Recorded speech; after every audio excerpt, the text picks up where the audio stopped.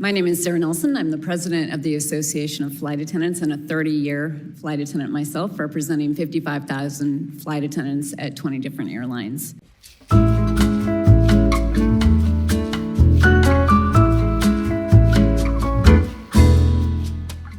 Freezing in the committee room giving testimony about the 2024 FAA reauthorization bill, the need to implement this urgently to get the appropriations in place so that we can modernize and staff up, but also some really critical, important issues for flight attendants like temperature standards and turbulence guidelines and mitigation factors, and also clean air and reporting for flight attendants when there is contaminated bleed air.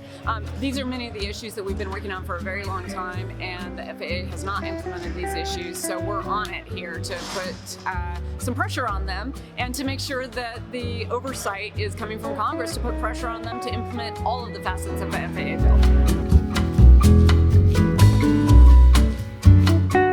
The Association of Flight Attendants is 55,000 flight attendants at 20 different airlines, but really we want to unite all flight attendants in order to lift the standards of our careers through bargaining and through legislative and regulatory wins. And we also work to ensure the broadest form of employment. We believe that everyone should have a voice, and everyone's views matter, and everyone's background matters, and it doesn't matter how you identify or who you love or where you come from. You're a member of our union, and we're working together to lift the standards for everyone. 2024 FAA reauthorization bill finally recognizes what we've been saying for decades, that we have not invested what we need in order to staff up, in order to modernize our system, and also to encourage other people to get into aviation, pilots and mechanics.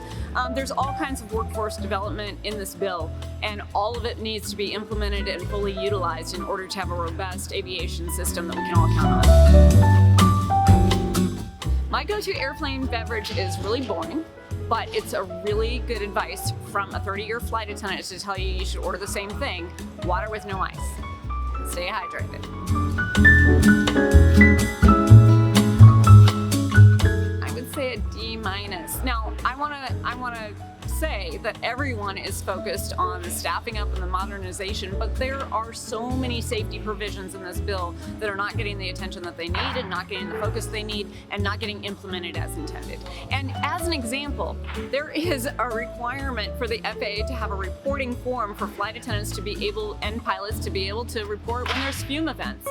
This has been going on since 2003, and in almost every single FAA bill since then. We finally put a reporting form up from our union. It took one day, and we still don't have this implemented, even though this was very clear instruction again and again and again from Congress, and again this last year.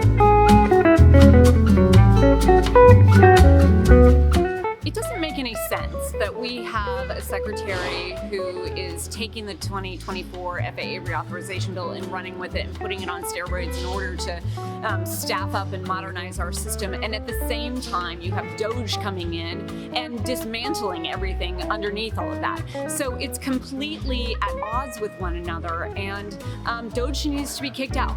They have created enough distractions, and we know as aviation professionals and in safety, the first thing you do is remove all distractions.